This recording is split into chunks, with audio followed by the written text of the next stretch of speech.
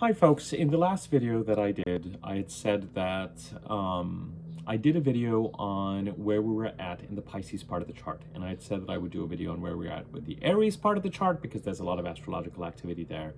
And then do the video on the new moon in Libra on April the 1st. But you'll see, it makes sense to combine those two videos. So this is that video. Really, this is the Aries full moon video, the full moon in Aries on April the 1st. At 7:12 p.m. Pacific time. So we're a little over 48 hours away from that full moon. And in the process, I'm also going to talk about what is going on in the sign of Aries, much as I did a couple of days ago with regard to where we're at with the sign of Pisces. I do think, and the feedback I'm getting is that video was helpful. So if you haven't caught up on that video, do take a look at it. The purpose of doing these videos, the videos on Pisces, this video on all the astrological activity in Aries, including the Libra full moon. Just remember, if you're like, why is he talking about astrological activity in Aries and the Libra full moon? The full moon in Libra is connected to the new moon in Aries that will occur 2 weeks from today. New moons occur every 28 days. We had a new moon in Pisces about 12 days ago. We're going to have another new moon. The next new moon will be in Aries on April the 17th. Sometimes 2 weeks before, right now 2 weeks before, and sometimes 2 weeks after, we have a full moon in the opposite part of the chart that's related to that new moon. Right now we're having the full moons 2 weeks before. So we have a full moon in Libra on April the 1st, and then we have a corresponding new moon in Aries on April the 17th. And the astrological activity in Aries and the full moon in Libra are part of a single narrative. And some of you who've been following my full moon videos and new moon videos kind of know some of the stuff that I'm going to say about the general things about the full moon, but then there's specific things about this full moon that need to be stated. After this video, the plan is actually to go ahead and then do the April overview, which, I'm doing this on the 30th, so I'll probably do the April overview on April the 1st, and we'll take it from there. Now, there are two generic things I want to get out of the way. One is that as we head towards the full moon, for 24 hours before full moon and for 48 to 72 hours, I would say, before full moon and the 24 hours after full moon, expect an escalation of energy. There are lots of things we talk about in sort of contemporary parlance about how it's a full moon and someone is acting in a full moon way, and it's a question of our own and other people's intuitive and emotional truths coming to a surface. I sometimes use the analogy of a pot of milk coming to a boil. I sometimes use the analogy of a wave crashing to the shore. It is definitely time to be productive, but as we start to deal with the energy of the full moon, the energy gets just a little bit awry. We start to get overwhelmed with what we've got going on. Fears, anxieties, distractions, emotional conversations, things that kind of take away from our own focus. All of a sudden 2 hours have gone in this direction and an hour's gone, and our own emotional life and intuitive life can kind of grab a hold of our tail and start swinging us around our intuitive and emotional selves. That's a weird picture, but there can be, energetically we can become distracted. So just keep that in mind. As I've always said to you, the week after a full moon is ideal in terms of the energy to be productive. So certainly there's always that to look forward to. And so just have that awareness. Sleep patterns can be disturbed. People can be more emotional. You can be on the receiving end of someone else's emotional or intuitive truth. Some people would call that a tantrum, or anger, or an outburst. You could be the one having the emotional kind of feeling. Sometimes with full moons, things come to a close, they come to a completion, offers come through, resignations get announced, departures get announced, some sort of a peak, a climax occurs. And also on the positive side, there can be some sort of positive culmination or visibility. Typically, it's temporary visibility. So something gets announced, and something gets announced dear ones, and let's say on social media or in a friend's circle or in a group circle, everyone's like, hey, congratulations, you got that. So it's not sort of, it can be a full moon kind of, where it's 72 hours around it, there's an escalated amount of visibility that's coming your way. So that can be something along those lines as well. Emotional feelings can get heightened, romantic feelings can get heightened, etc. Most importantly, what I will say is that emotional and intuitive truths sort of start to demand to be acknowledged. And it's up to us whether we are going to give into the energy of a full moon and have that outburst or tantrum or close the door on something or walk out on something, or whether or not we will pay attention to those feelings and decide to let the energy subside and then take action. And I'm not here to prescribe one way or the other. It really depends on, sometimes pressure builds up on a particular situation, and a full moon gives us the emotional energy to be able to address something. And I would just say, in that case,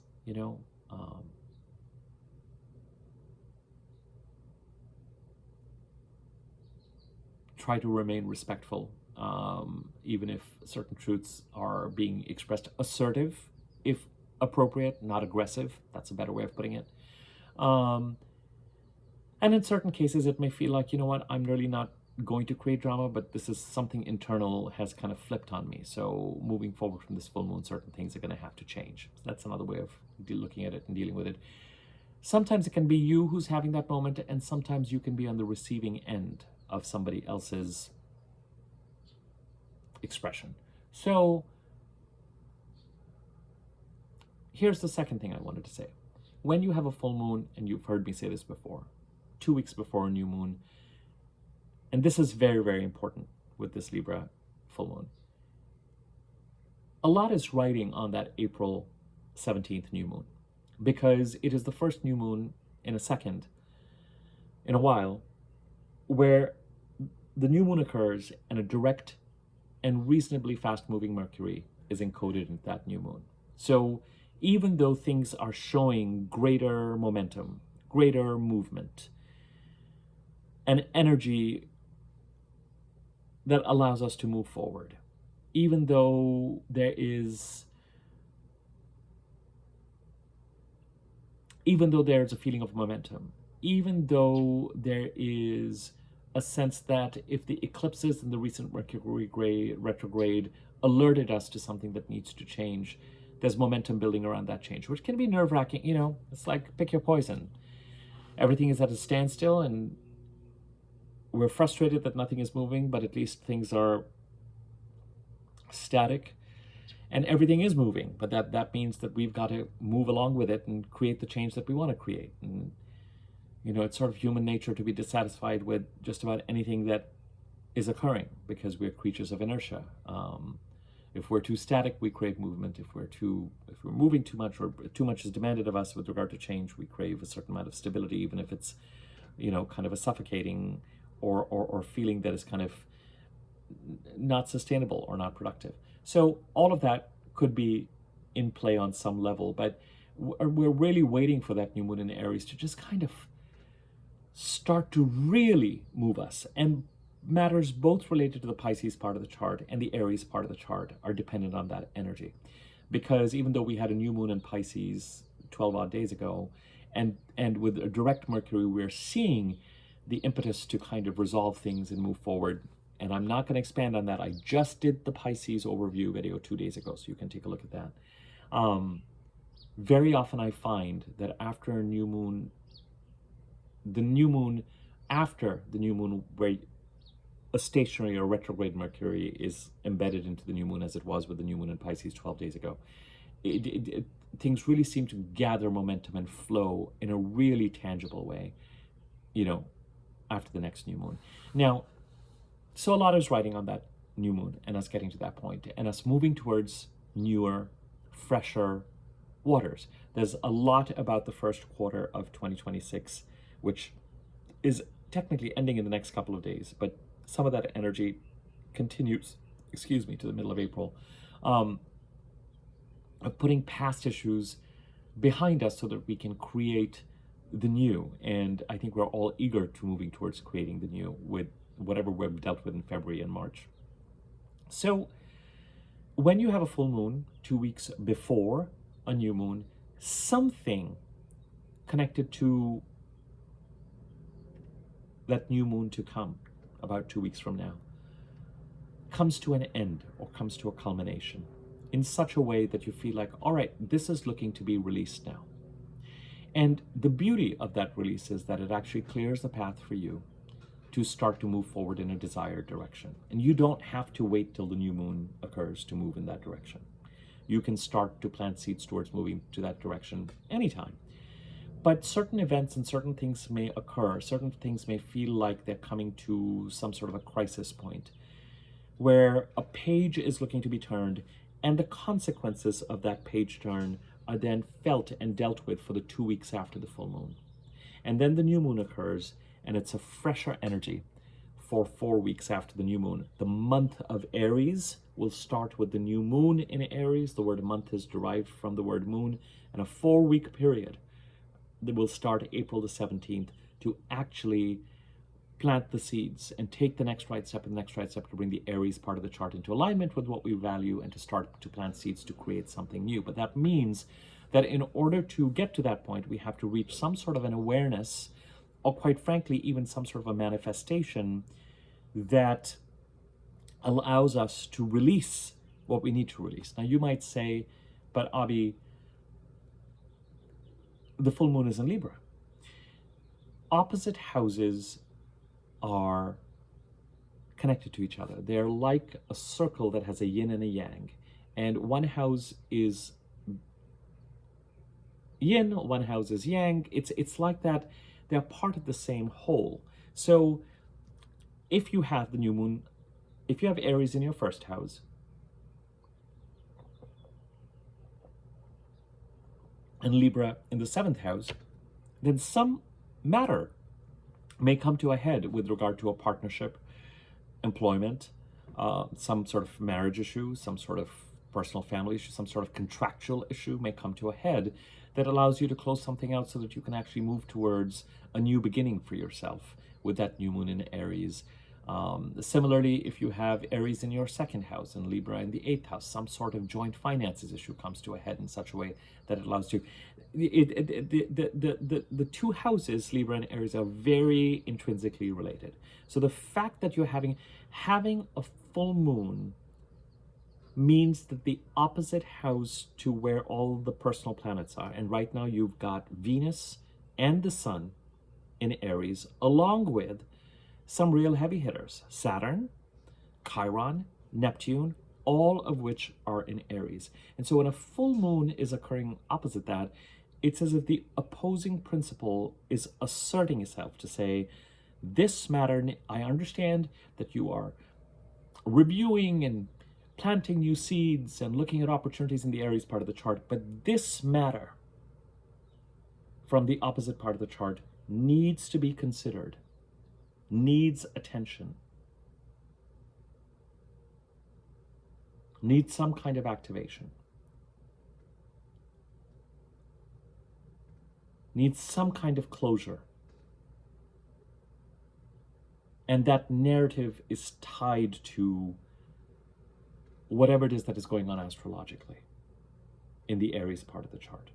So some issue from the Libra part of the chart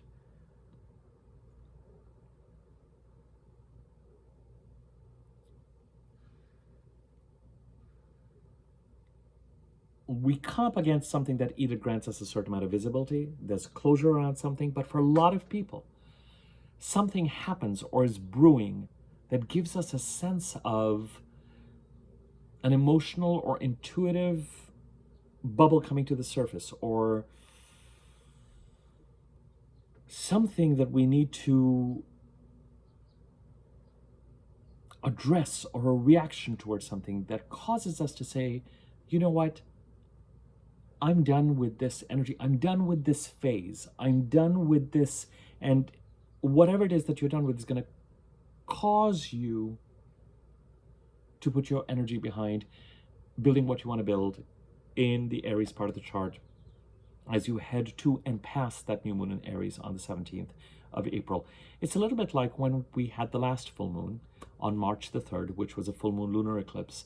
I said, now that what I said there was specific to a south node eclipse, and I said you're really, but some element of this is really still present.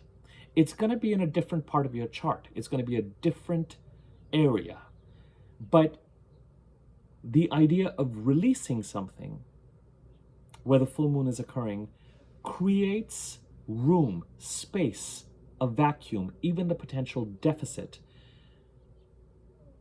to counter which, if it leaves space, then it's the incentive and the beauty of being able to create in a space that is more clear, less cluttered, where something that really kind of needed to end has ended. Very often the ending can be prompted, as I said, by an emotional or intuitive escalation. But also, by releasing something and the vacuum and the deficit it creates, either proactively or almost out of a sense of urgency, then you've got to work to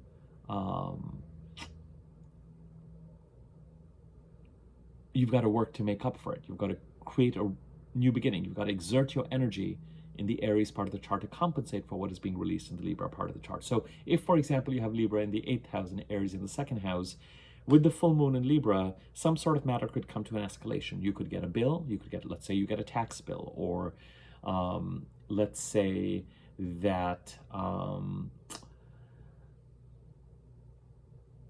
you were collecting unemployment and that ends, or let's say that you are out of job and your partner was supporting you, but now for some reason they can no longer support you because they just learned that they are potentially getting laid off in about 2 or 3 months as well. And that prompts you then to say, all right, I'm going to now have to plant the right seeds in the 2nd house to start generating my new income. Now, that is a more pressure-filled scenario. Another scenario could be, let's say you have Aries in your 9th house and Libra in your 3rd house.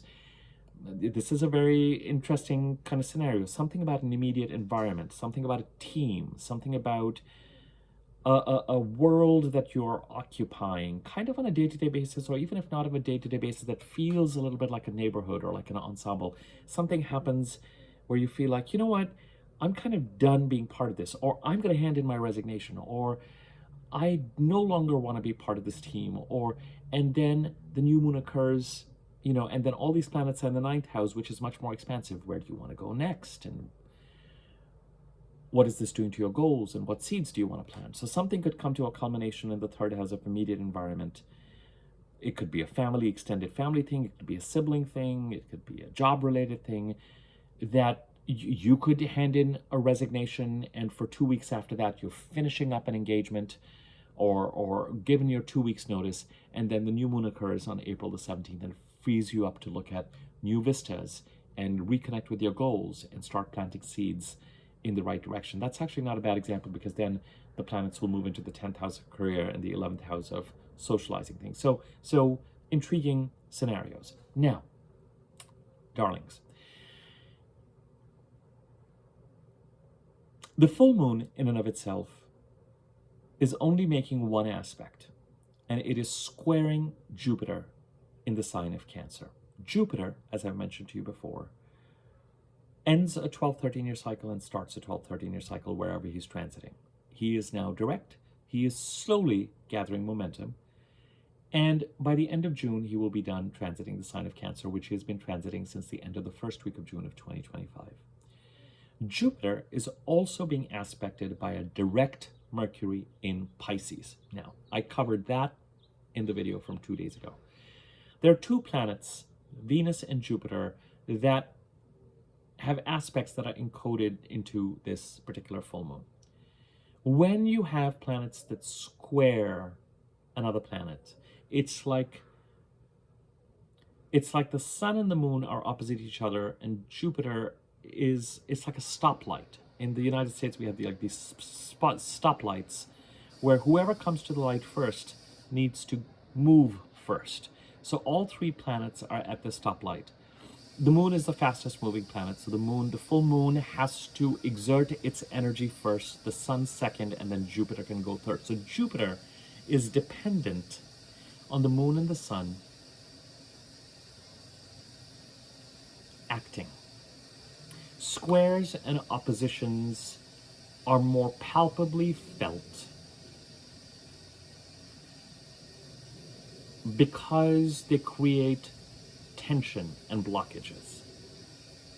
So as the full moon occurs, whatever it is bringing visibility to, whatever emotional and intuitive truth is coming to a surface, and whatever the resulting actions might be, whatever is potentially being released or coming to an end, if that applies to you, is going to be necessary and is going to allow Jupiter to move forward and create the ending and an auspicious new beginning, a more aligned new beginning, at least give you the opportunity to make a more aligned new beginning in the Cancer part of your chart.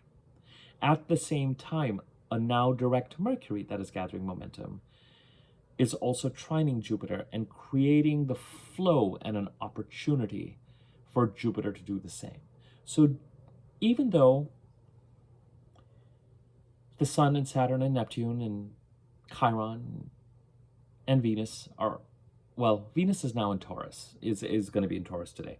Or even though all those planets are in Aries and the full moon is in Libra, the Jupiter in Cancer is kind of on the receiving end of what the full moon is about, how the sun is going to process that in the Aries part of the chart, and what is starting to flow in terms of communication and transactions and awareness in the Pisces part of the chart.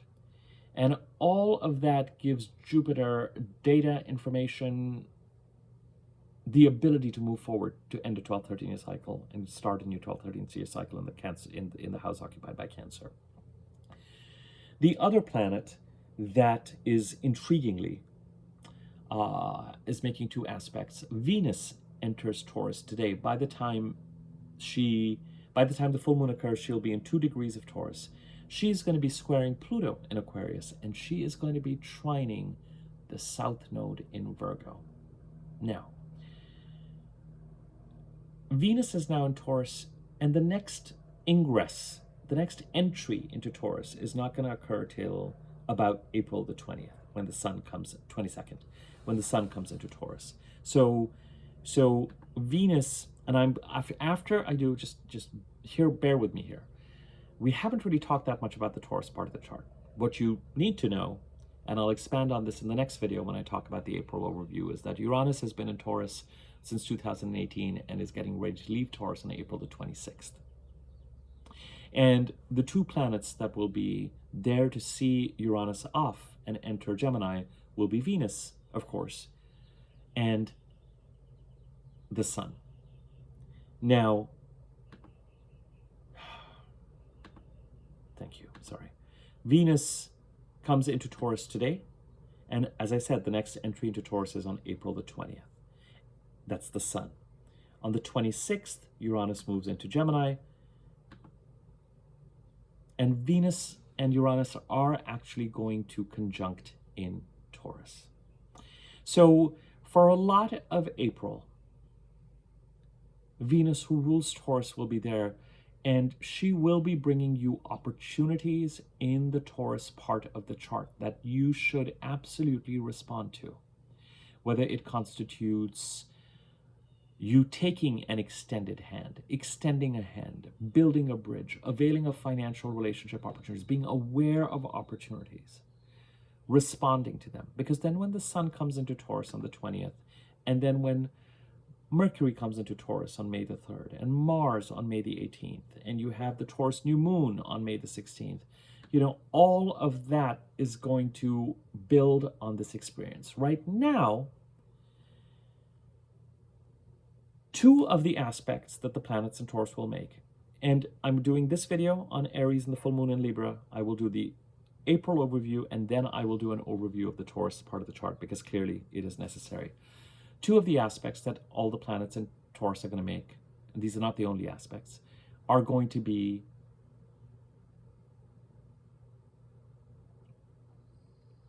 squaring Pluto in Aquarius, because the Sun will do the same, Mercury and Mars will do the same, and Mars square Pluto, we'll come to that.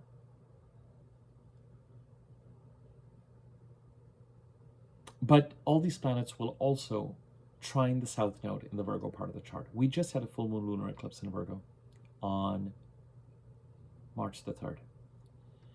September 21st of 2025 to March the 3rd was an eclipse cycle about releasing something in the Virgo part of the chart or making efforts to move in that direction.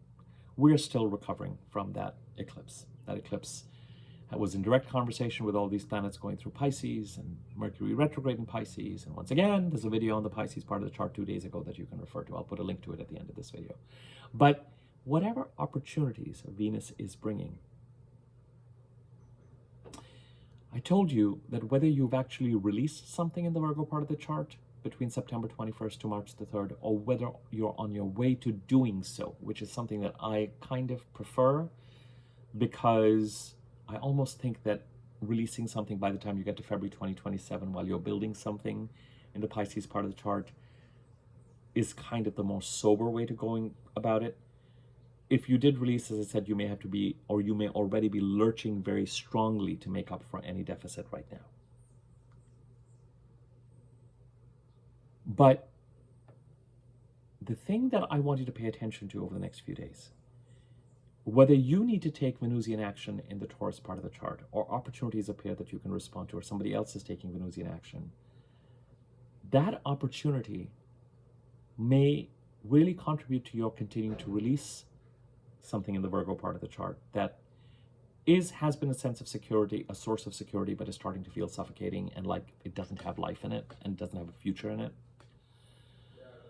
This could mean that an opportunity comes through that gives you an initial glimmer, and these opportunities may accumulate energy as we head into further into April and into May and into early June.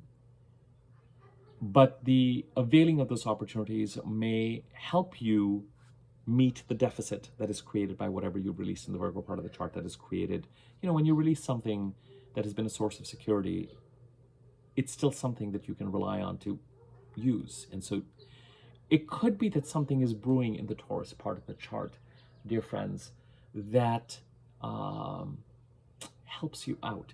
The opportunities that Venus created in the Aries part of the chart were more of a mixed bag, and I'm going to come to that in a second. The opportunities in the Taurus part of the chart are more unsullied, more something you can lean into, more feel like, oh yeah, this is in the right direction.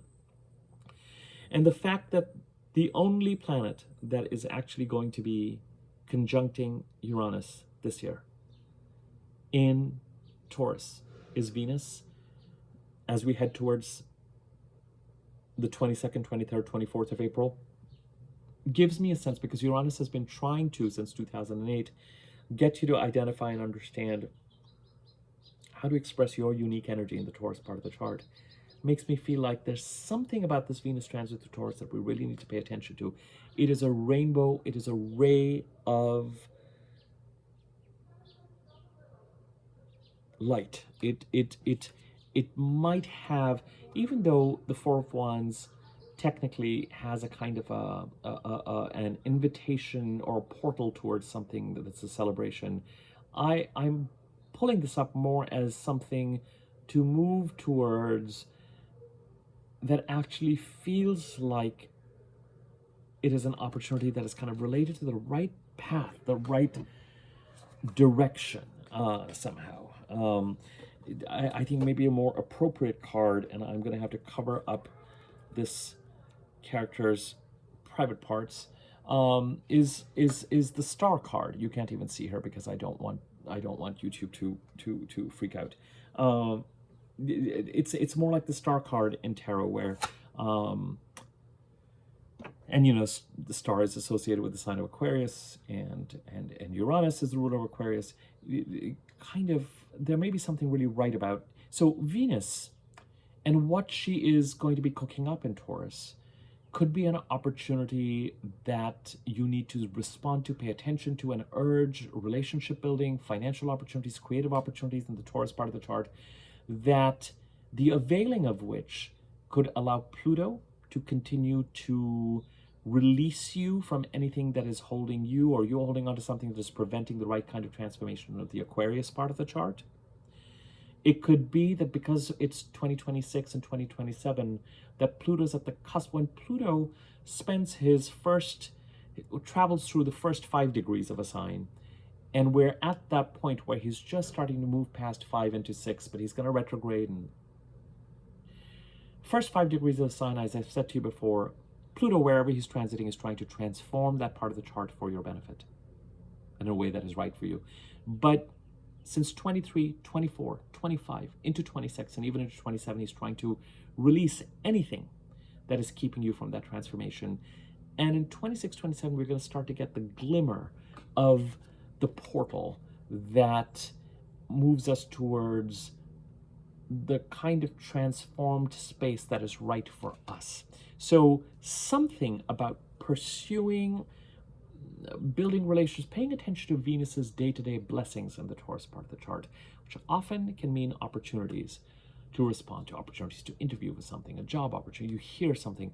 Somewhere the following through on that could allow Pluto to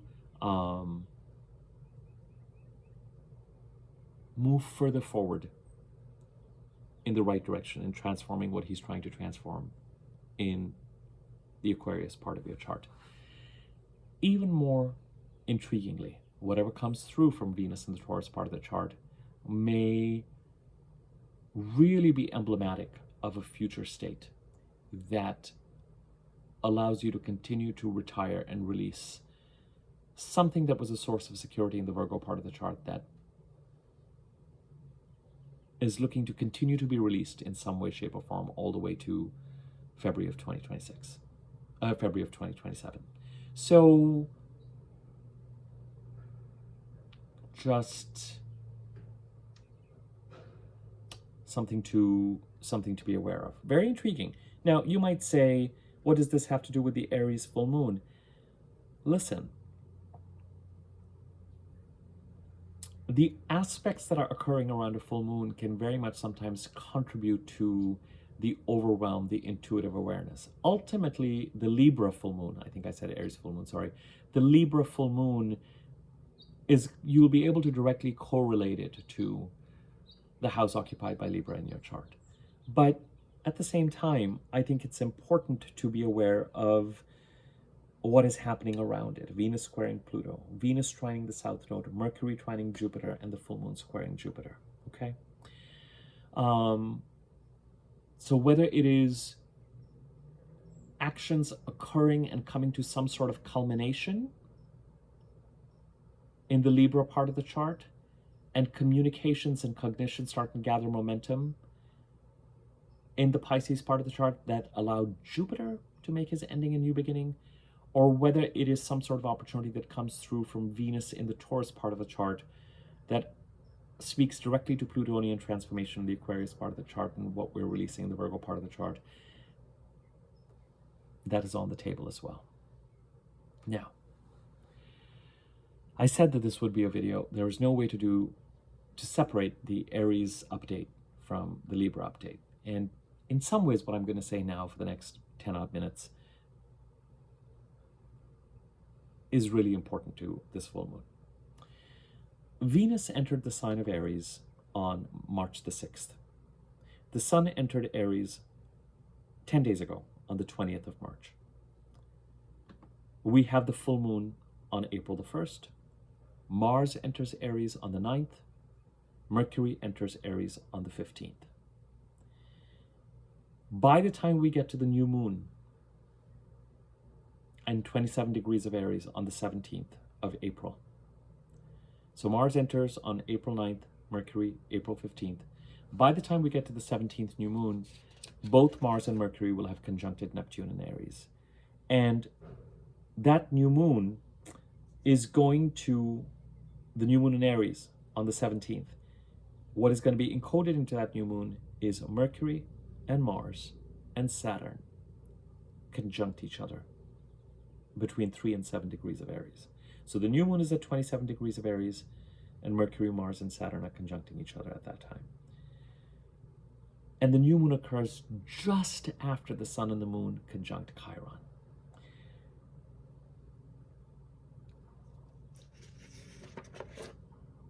It is whatever is coming to a culmination around this full moon is really, really, really, really, really, really, really, really clearing the energy and clearing the path for you for a really, really, really, really, really, really significant new beginning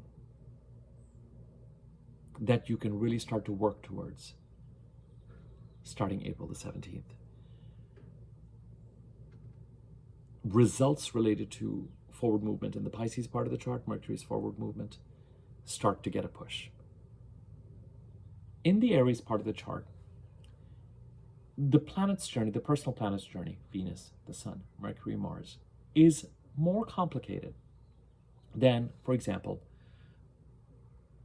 the planet's journey is going to be in Taurus. Just as the personal planets enter Aries, they're going to conjunct Neptune and then Saturn. And then they're going to move towards conjuncting Chiron. The planet that has just completed this journey is Venus. Venus entered Aries on March the 6th. She conjuncted Neptune on March the 7th. She conjuncted Saturn on March the 8th. As I told you when we were heading towards that full moon, and this is what I mean by it's important to talk about other things that are going on as well, because I know for myself, and I have heard from others in the readings that I have been doing, that full moon lunar eclipse in Virgo was very much about the Virgo-Pisces axis, as we would expect it to be.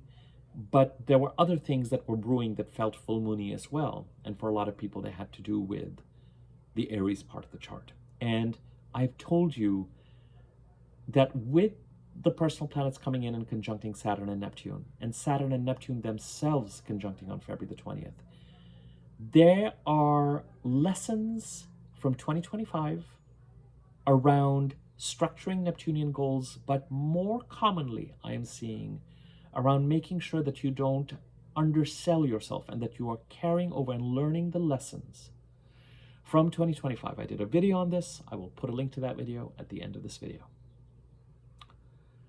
That they are incorporated because Saturn in Aries is saying, after the conjunction with Neptune, be clear about what Neptune in Aries is liable to make you do, which is to lower your guard, to leave you in a position where you can be taken advantage of, to get you to a place where you feel like, yeah, I'll be the giving person.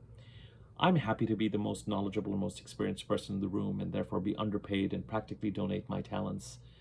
But with Saturn present especially, you're going to feel like, no, the bar has to be set in the right place. Not so high that you can't make the jump, but not so low that you can just walk over it.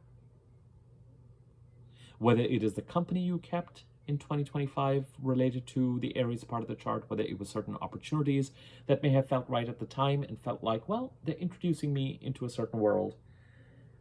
There's an invitation from Saturn in Aries to take your goals and your potential for yourself in the Aries part of the chart seriously.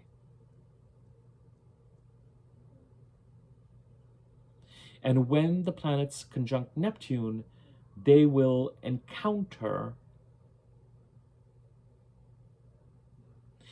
The other thing with Neptune is to make sure that you're riding the right horse, you're working on the right things that are meaningful to you, that feel right to you, and that you're making sure and making note of anybody who's playing a Neptunian role in your life, and therefore maybe getting in the way of opportunities, maybe gaslighting you. Now, gaslighting has started to be used very generically. Gaslighting is much more, gaslighting is about you raising something and other people telling you something's wrong with you, you're crazy, or you must be really stressed these days, or you're going through a really hard time. Oh, you know that thing that happened to you a few days ago? I think that's affecting you. Trying to push you off the scent by making it seem like your powers of perception and your intelligence is somehow compromised. That's the gaslighting part of it. I distinguish that energy from outright manipulation or giving you partial information or trying to usurp you in some way. Someone trying to keep you and your energies more towards yourself. Someone getting in the way of you and your opportunities and your goals. And in the Aries part of the chart, the house occupied by Aries, Venus dealt with this as she headed towards those conjunctions as we went to that full moon lunar eclipse in Virgo and for the few days after that. So it's possible that some sort of relationship energy, financial energy, opportunities, creative opportunities have already gone through some kind of trial by fire test. And there could already have been some sort of Neptunian activity that you, this time around, are very, very alert to. And the Sun entering Aries and conjuncting Saturn and Pisces. The Sun came into Aries on the 20th, conjuncted Neptune on the 22nd, conjuncted Saturn on the 25th. So I'm talking the last 10 days.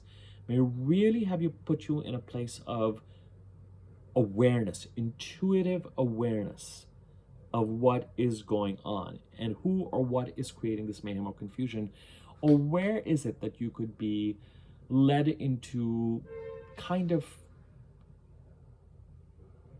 allowing someone else to ride your coattails, or someone trying to manage someone, the kind of Neptunian sleight of hand. Wherever Neptune is, it can either mean that the goals are very Neptunian, exalted, artistic, inspired, spiritual, compassionate, renunciatory. And that Saturn will want to structure. So if you want to form a dance troupe in the Aries part of it, that's tied to the Aries part of the chart somehow, then it's a very different conversation. And Venus conjuncting Neptune and then conjuncting Saturn may have really inspired that idea. And you may actually be very much feeling like, I've got to put some structure around this. The Sun conjuncting those planets could have gotten you some awareness about how do I go about doing it. And Mercury and Mars getting ready to come into Aries in April are going to make that energy more yang. If you want to create a retreat in Hawaii for people to come and do some mindfulness retreats or whatever, then Saturn and Neptune working together could help structure that. If you want to help people with some kind of dream therapy or sleep therapy, or really kind of move towards creating a space that helps people feel more connected to spirit or to each other, or that is somewhat renunciatory, all of that, the discussion around that is much more structuring those. But with Neptune, there can be influences at play that create loss or demand that we lower our standards or take more for ourselves or sacrifice something. And with Saturn in Aries with Neptune, in the longer term, in the Aries part of the chart, you may well end up sacrificing something. And it may not be the most pleasant way to have to sacrifice something. I mean, Neptune is going to go over Aries over 12 years. But you will likely realize that you're better rid of it. We're not there at this point in time. Right now, Saturn is saying, watch your pocket and make sure that the bar is set high. If you feel that in 2025 there were lessons around lowering your guard, lowering your boundaries, lowering your standards, that energy may be very present for contemplation and awareness right now. And you may feel a little bit like it's a very internal energy and I'm not being able to do anything with it. I'm not being able to express it. I'm not being able to manage it. I'm feeling a little bit. Let me see if I can find the right card, the right visual. This has become so much fun to work with tarot cards because literally the images just kind of come into my... I find it fascinating. I find it fascinating. I know people who do my kind of work just believe that everything is being channeled, but that may not be the case. It may just be associations that are being made. But you may be feeling a little bit Eight of Swordsy about a situation, feeling like a little bit between a rock and a hard place. I don't quite know what to do. I have this awareness. I feel like my pockets have been picked in somewhere, or there's some sort of manipulation going on. I feel very aware about it. I feel like something is not right, but I don't know. You might be like, Abhi, how is this connected to the Libra full moon? Something around this feeling may come to a head with this full moon in Libra. Whatever it is that is coming to a culmination or looking to be released may be tied to this energy. Why do you say that, Abhi? At the end of the day, the full moon, when it comes to all the planets that are in Aries, Neptune, Saturn, Chiron, the full moon is, of course, opposing the sun. That's what a full moon is, sun opposing the moon. But within 5 degrees of the sun, there's nothing else that is in opposition. The nearest planet that is opposing it, within about 7 degrees, is Saturn. For some people, the full moon opposes Saturn. I say the moon opposes Saturn on her way to becoming full. Quite frankly, the moon opposes, and this process is going to start tomorrow on Tuesday. The moon opposes Neptune and then Saturn on her way to becoming full. So some sort of Neptunian issue that Saturn wants to correct based on lessons you're carrying over from last year may come to a head with this full moon in Libra, where you feel like, all right, I need to turn the page on this. I need to end this. I need to distance myself from this. I need to release this. I need to turn the page on this, and something intuitive or emotional or even factual may come at you to confirm this, and that creates a full moon kind of reaction.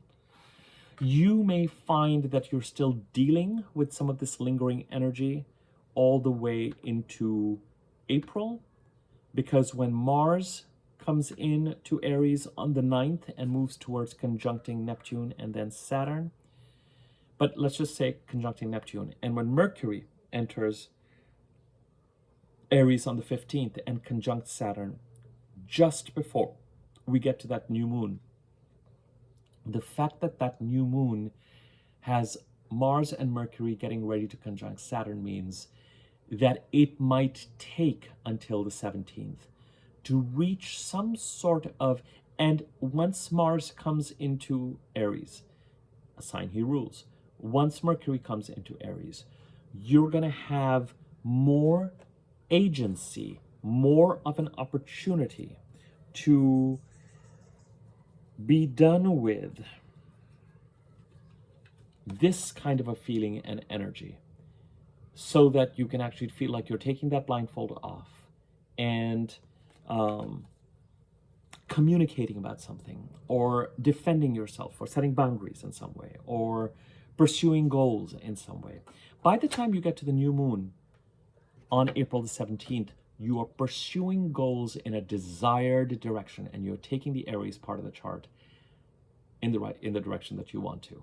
Something may occur. I told you that what I'm about to say now is the most important part of this video. Something may occur over the next 48 to 72 hours, and you may already feel it brewing. It may occur, actually manifest, or an internal feeling of something happens and kind of creates a full moon reaction in somebody else or in you that makes you think, oh, I've got to turn the page on this. You may feel like, I'm not entirely sure what aspect of this I'm turning the page on and what turning the page looks like. The next 2 weeks, and particularly as you head into the second week of April, that energy will become clearer. And by the 16th, you may turn the page on something so that after the 17th, you're free to move forward. As I said, it's a little bit like something comes to a culmination or a realization, or like an alarm is rung, or something actually happens over the next 48 to 72 hours that then takes 2 weeks to get to a certain place with. But it's not as if you are not going to, some action and some communication around it. It could even feel a little bit like what occurs around the full moon brings visibility to what needs to be done, or the confusion that needs to be addressed, or the manipulation that needs to be looked at. Irrespective, there's an opportunity to turn the page on some situation, either completely or partially. And communication and energy and boundary setting enter the picture more clearly. The energy becomes more yang in the second week of April. But this full moon, Venus's transit through Aries, the sun's transit through Aries. With Venus, it would be that some sort of relationship opportunity, financial opportunity, or opportunities were somehow at stake, that Venus had the opportunity. And if you were able to pass the test from last year, that opportunity would be in the place of blossoming and the opportunities. But if you did not, and something came up where you felt like, oh, now I really know, then it could be because Venus conjuncted Chiron, and the sun is getting ready to move towards conjunct Chiron eventually, and Mercury and Venus. The conjunction with Chiron is really re-empowering us, healing something where the weakness of something, the disempowerment in some part of our personality in the Aries, related to the Aries part of our chart, allows us to fall victim to this kind of Neptunian influence. And Venus conjuncted Chiron yesterday, day 26th. So in March, it's been very much about Venus's energy through Aries that has been a little bit under threat, or more than a little bit under threat. And as you've headed to the Sun conjuncting Neptune and Saturn, and Venus conjuncting Chiron between the 22nd to the 26th of March, and this takes me to last week's weekly overview, actually. As you head in that direction,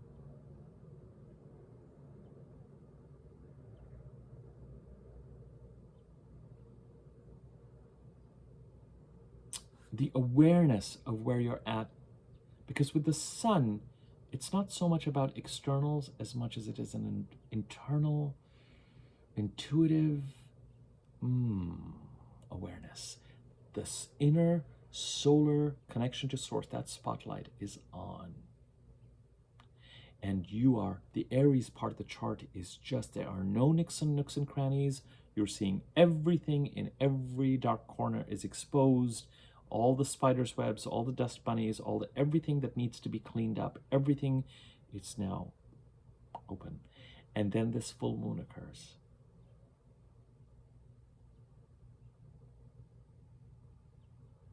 That it's going to be different for everybody. That it either actually prompts some sort of a closure or an exit or turning the page, or brings greater awareness or pushes you more in that direction of something that you feel like you need to release, so that you can really move towards something that sets the bar in the right place and is more healed as you head towards that new moon. Remember, as we get to that new moon in Aries, the sun conjuncts Chiron and the moon conjuncts Chiron just before that new moon.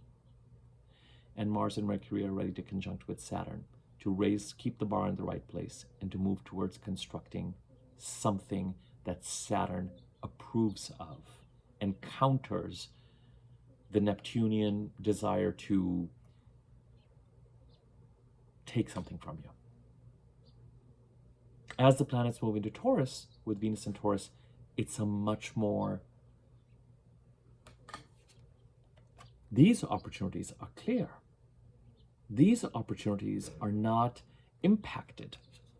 But remember that once the new moon occurs and the sun gets ready to move into Taurus after the new moon, 5 or 6 days after the new moon, and is going to square Pluto and trine the south node, and then down the line Mercury will, and Mars will, you know, they will be dependent on energetically clearing the slate in the Aries part of the chart so that you can actually respond to the right things in the Taurus part of the chart. And indeed, even Venus bringing in these opportunities at this time you will be able to respond to, hopefully, those Venusian opportunities in the Taurus part of the chart, knowing and understanding how you need to protect yourself as you move forward and make the right choices for what kind of opportunities you want to avail of, and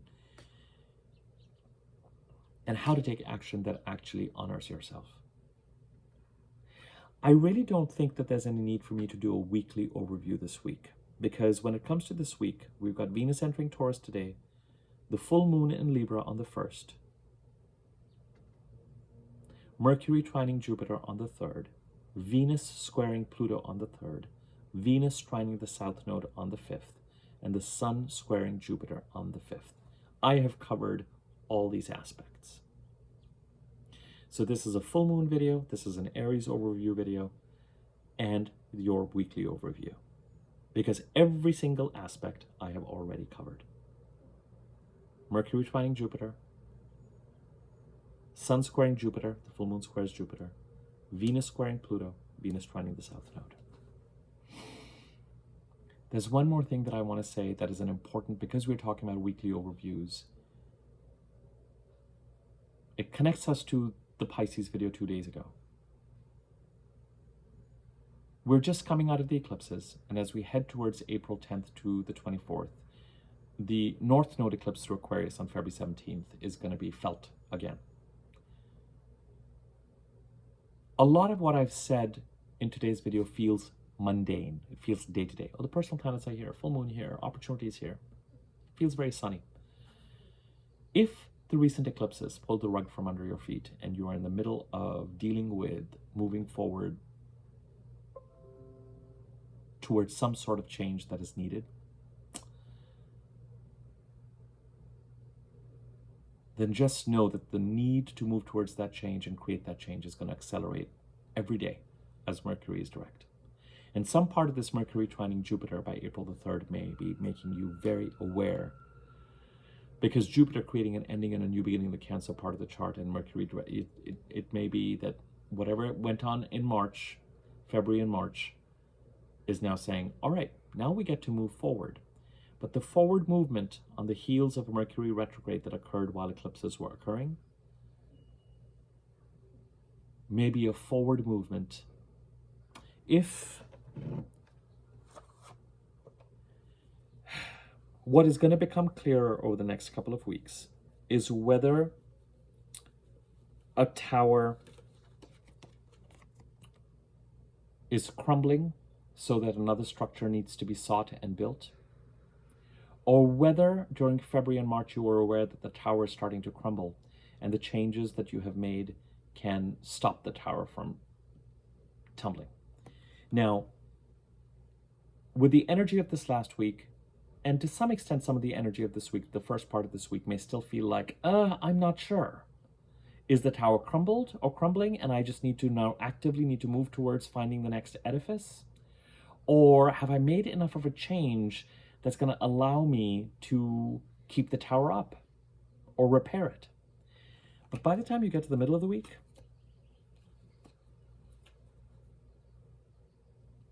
one way or the other, something has changed. You either had to change something that you were doing or something that you were addressing in such a way, and it can feel like a significant change. Something you were not doing has had to be replaced by something you are actively doing, even frantically doing, maybe related to, again, that sense of releasing something and then creating a deficit and building towards something new.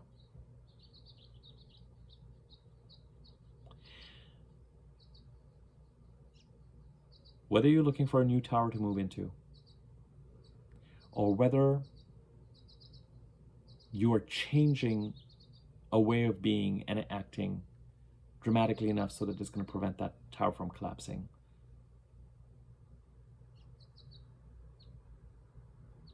That energy, and it is connected to the Pisces Virgo axis. I did the video on Pisces 2 days ago. That energy is going to continue to be present. Whatever's going on in the Aries Libra part of the chart and the opportunities that Venus is bringing has more of a future orientation. But we're not done dealing with the repercussions of the astrology of February and March. If you're interested in, and it's prompting me to say this, and I think this is going to be the last time I'm going to be saying this on this topic. If you're interested in getting a discounted 45-minute reading about the astrology of February and March and April and how it's impacting your chart, I need to hear from you by tomorrow. 25th was the deadline, but because I reached out to prior clients, I had to kind of extend the deadline for them till the 31st, so you can reach out to me by tomorrow. My email address is in the description box below. My regular readings are available.